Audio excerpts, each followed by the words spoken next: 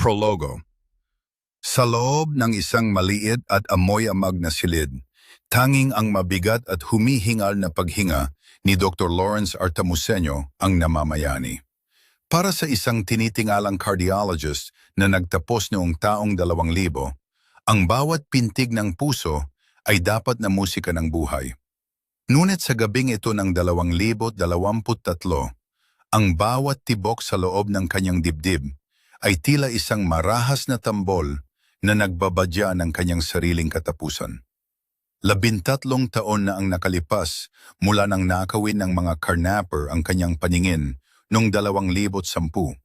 At sa gitna ng mundong kakamulat pa lamang mula sa pandemya, mas naramdaman ni Lawrence ang hapdi ng pag-iisa at kawalan ng katarungan. Nakaupo si Lawrence sa gilid ng kanyang kama. Ang kanyang mga kamay na dati ay humahawak ng stethoscope upang magligtas ng buhay ay nanginginig na ngayon sa tindi ng puot. Hawak niya ang isang kinalawang na scalpel, ang huling alaala ng kanyang propesyong kinuha sa kanya ng tadhana. Sariwa pa sa kanyang pandinig ang bawat bulong at hagihik sa loob ng massage clinic. Ang mga lason na paratang ng pandaraya na ibinato sa kanya ng mga kapwa niya masahistang bulag dahil sa matinding inggit sa kanyang katalinuhan. Ang kanyang pagiging doktor at ang kanyang pagsusumikap na maging scholar mula elementarya hanggang medisina sa mga Catholic schools ay itinuring nilang isang malaking kasalanan.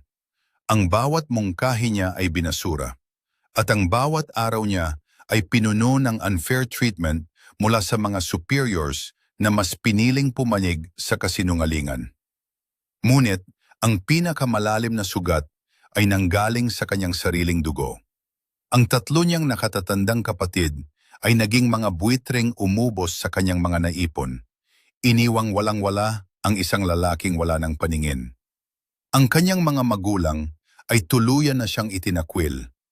Ang batang Lawrence na tinutukan ng baril ng sariling ina noong siya ay 10 taong gulang ay muling nagbalik sa kanyang isipan at sa pagkakataong ito, siya na mismo ang hahawak sa sandata ng kanyang wakas.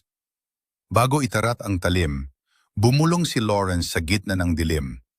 Ang boses ay malalim at puno ng kapangyarihan. Sinusumpa ko kayong lahat.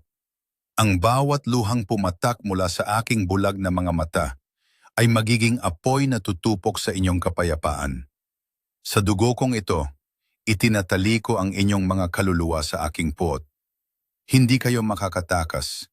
Susundan ko kayo sa bawat sulok ng inyong isipan at sa bawat anino ng inyong pagtulog. Hinding-hindi ko kayo patatahimikin hanggat hindi ninyo nararamdaman ang bawat hapdi na ibinigay ninyo sa akin. Gamit ang kanyang kabisadong kaalaman sa anatomy, itinatama ni Lawrence ang talim ng scalpel sa kanyang leeg. Sa isang mabilis at marahas na paghiwa, bumulwak ang mainit na dugo na nagkulay pula sa kanyang damit. Hindi pa siya natapos. Sa kabila ng hapdi, itinama niya ang dulo ng scalpel sa pagitan ng kanyang mga tadyang at buong lakas na isinaksak ito diretso sa kanyang sariling puso. Habang unting nawawalan ng malay, ang kanyang huling hininga ay humalo sa isang nakapaninindig balahibong tunog ng static na nagmumula sa kanyang cellphone sa tabi ng kama. Sa sangdaling huminto ang kanyang puso, ang puot ni Lawrence ay hindi pumanaw, kundi nanahan sa loob ng mga digital na signal. Sabay-sabay na tumunog ang mga cellphone ng bawat taong nanakit at nanira sa kanya. Isang nakakanghilong ringtone na tila hiyaw ng isang taong nalulunod sa sariling dugo. Ang bawat tawag na kanilang sasagutin ay magiging hudyat ng kanilang sariling pag-uusig. Ang cardiologist ay wala na.